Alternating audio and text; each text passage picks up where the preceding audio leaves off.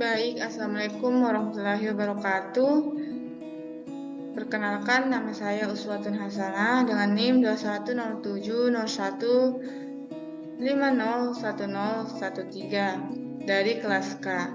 Pada kesempatan ini, saya akan membahas mengenai isu-isu dalam suatu keluarga, yaitu isu perselingkuhan.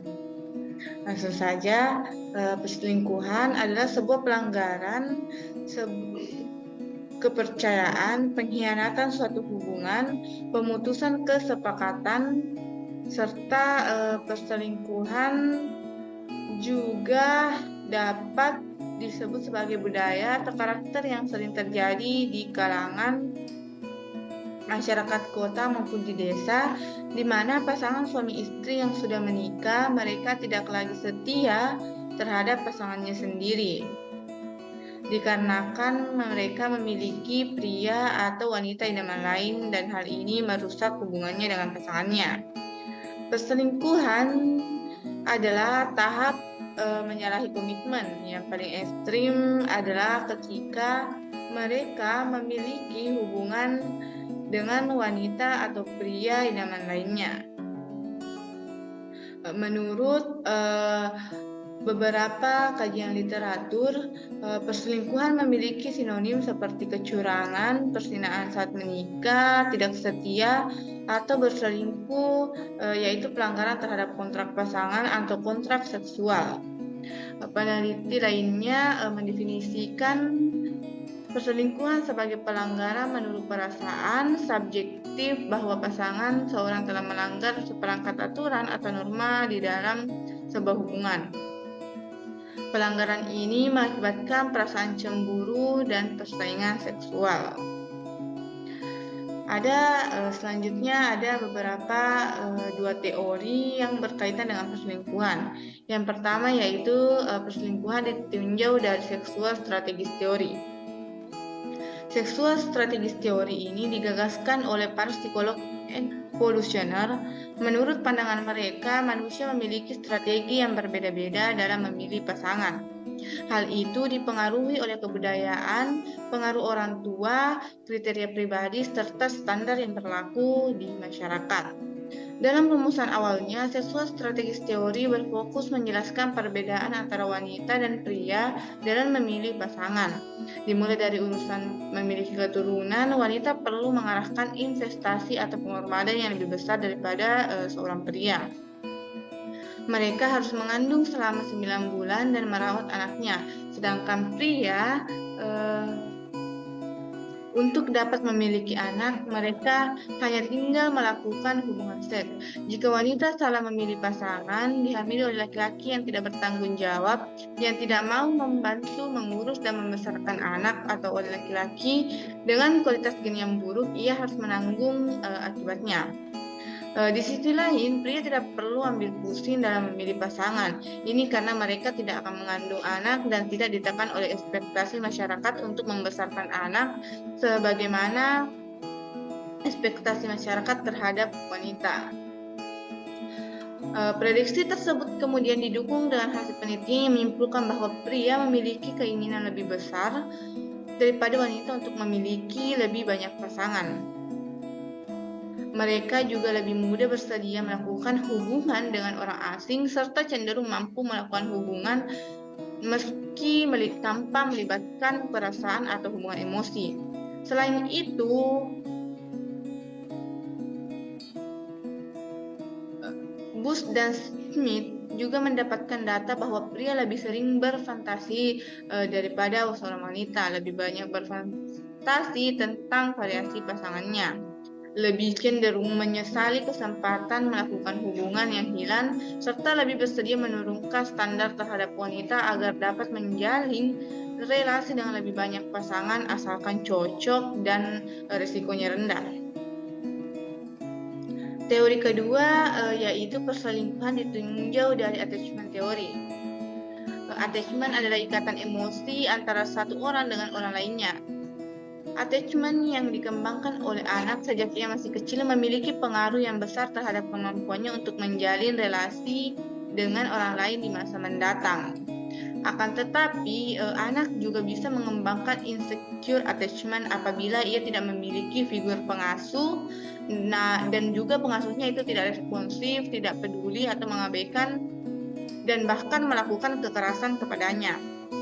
Anak yang mengalami situasi pengasuhan seperti ini akan merasa tidak aman sehingga lebih sulit mempercayai dan mengembangkan relasi yang sehat dengan orang lain.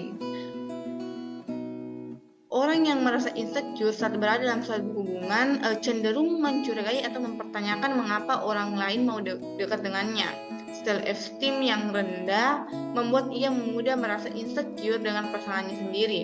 Pendidikan dan penghasilan pasangan yang lebih tinggi, gaya hidup dan daya tarik fisik pasangannya yang lebih baik dari dirinya, membuatnya merasa insecure. Hampir sepanjang waktu, ia tidak merasa cukup atas dirinya sendiri dan selalu merasa kurang. Hal ini mendorongnya untuk berselingkuh sebagai tanda bahwa ia tidak disakiti, tetapi dia menyakiti orang lain. Selain itu, Devine 2020 menyampaikan bahwa orang yang merasa insecure bisa masuk ke dalam perselingkuhan karena mereka terlalu takut untuk mengungkapkan kebutuhannya kepada pasangan. Mereka ini takut ditolak, takut diabaikan, takut tak didengarkan, merasa tak pantas atau tak sepandai dengan pasangannya, sehingga kemudian lari kepada orang lain dan terjadilah sebuah perselingkuhan. Selanjutnya ada faktor-faktor yang menyebabkan perselingkuhan. Ada beberapa faktor yang menyebabkan perselingkuhan, seperti adanya perasaan kesepian, kecemasan dalam waktu transisi, harapan-harapan perkawinan yang tidak tercapai, adanya gairah baru pada pasangan muda, kebutuhan yang besar akan perhatian, adanya kesempatan untuk melakukan perselingkuhan seperti sering bertemu di tempat kerja, hotel atau segala macam, dan juga komunikasinya lancar. Kemudian ada kebutuhan seksual yang tidak dipenuhi oleh pasangannya. Selanjutnya ada ketidakhadiran pasangan secara fisik maupun emosional.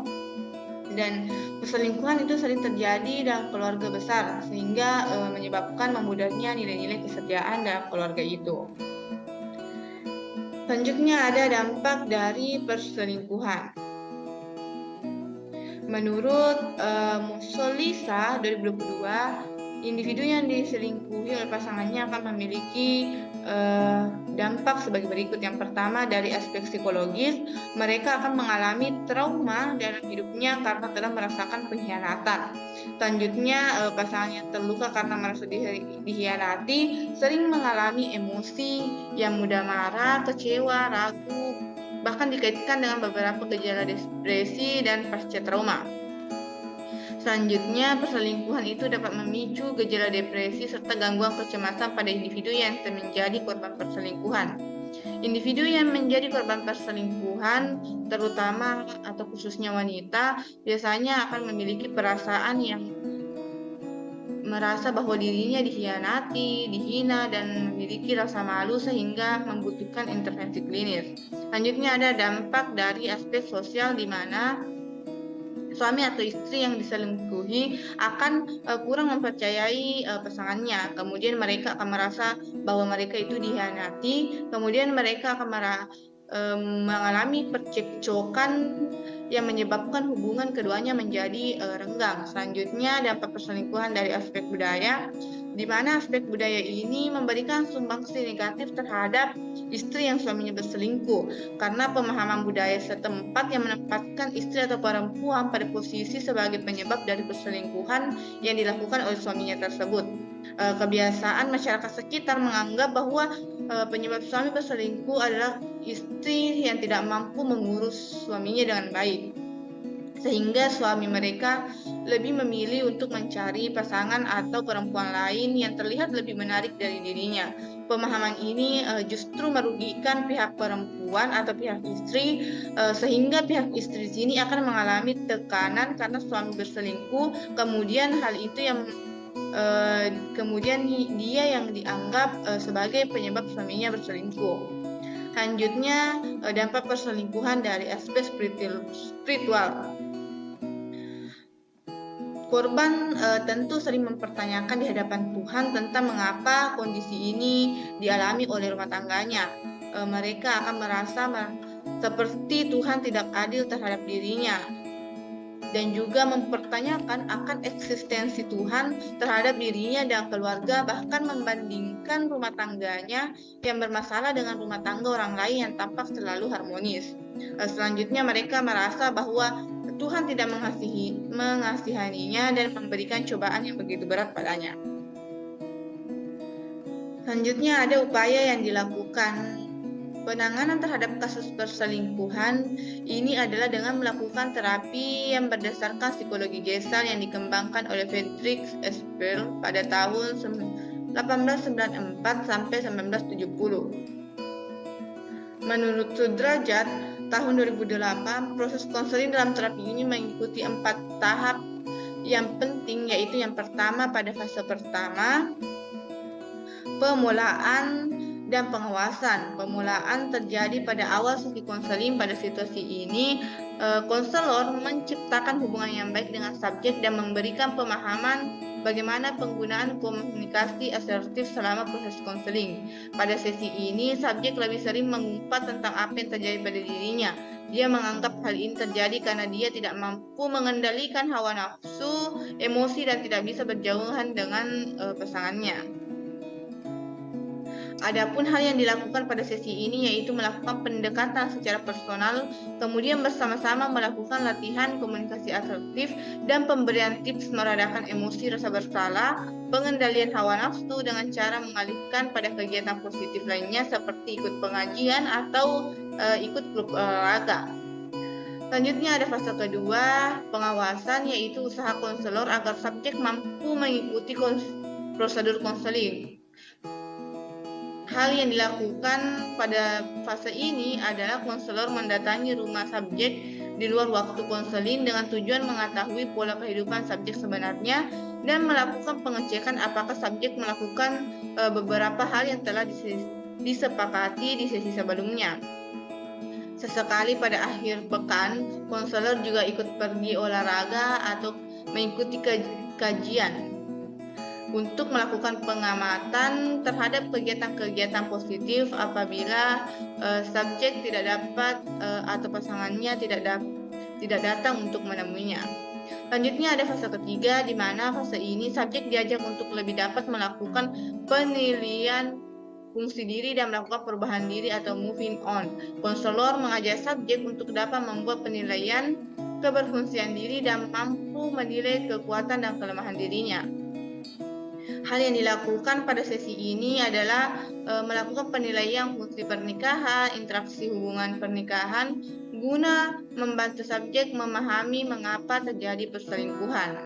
Pada fase keempat atau pada fase terakhir, subjek harus memiliki kepribadian yang integral sebagai manusia, kesatuan secara menyeluruh. Pada fase ini diketahui bahwa subjek mengikuti intervensi ini itu sangat bermanfaat. Menurutnya, hal utama yang dapat subjek pelajari dari intervensi ini adalah sebagaimana berpikir dapat mempengaruhi perasaan dan sebaliknya perasaan dapat mempengaruhi cara berpikir baginya.